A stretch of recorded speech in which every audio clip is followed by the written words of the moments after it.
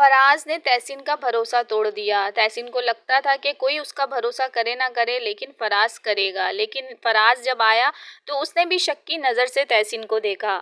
عریشہ نے جب تلاشی لی تحسین کے پرس کی تو اس میں سے 5 لاکھ روپے نکلے اور یہ دیکھتے ہی عریشہ کو موقع مل گیا، جو پہلے ہی اپنی بہن کی دشمن بنی بیٹھی تھی۔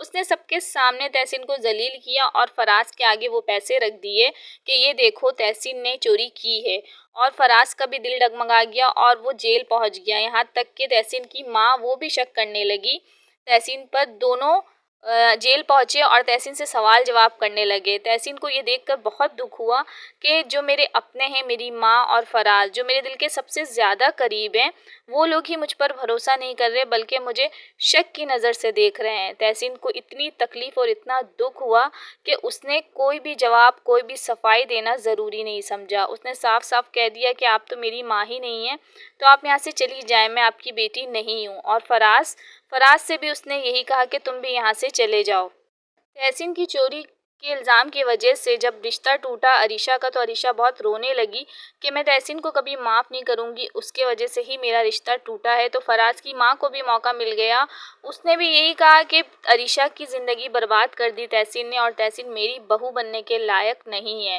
اس نے فراز سے قسم لی کہ تم قسم کھاؤ میری کہ تم تحسین سے شادی نہیں کرو گے، جبکہ فراز نے ایسا کوئی وعدہ تو نہیں کیا، لیکن اس نے تحسین کی طرف بھی اپنا بھروسہ نہیں دکھایا۔ اور تحسین کی ماں نے کہا کہ بیٹا جذبات میں آ کے غلطی ہو جاتی ہے، اگر تم نے جذبات میں آ کے پیسے اٹھا لیے ہیں تو کوئی بات نہیں، ہم تمہارے پرنسپل کے ہاتھ پیر جوڑ لیں گے۔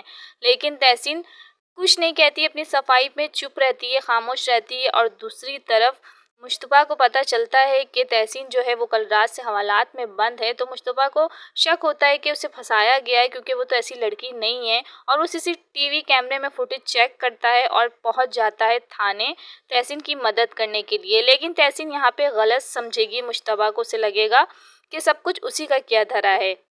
وہ کہے گی میری زندگی برباد ہو گئی، میرے گھر والے بھی مجھے اچھا نہیں سمجھتے، میرے کردار پہ بھی داغ لگ گیا، میرا رشتہ ٹوٹ گیا، تم نے سب کچھ کیا ہے، تمہاری وجہ سے یہ سب کچھ ہوا ہے۔ جبکہ مصطفیٰ نے کچھ نہیں کیا، وہ تو اسے چھڑانے، اس کی مدد کرنے کے ارادے سے آیا ہے، لیکن پھر بھی وہ اس پر ہی شک کرتی ہے۔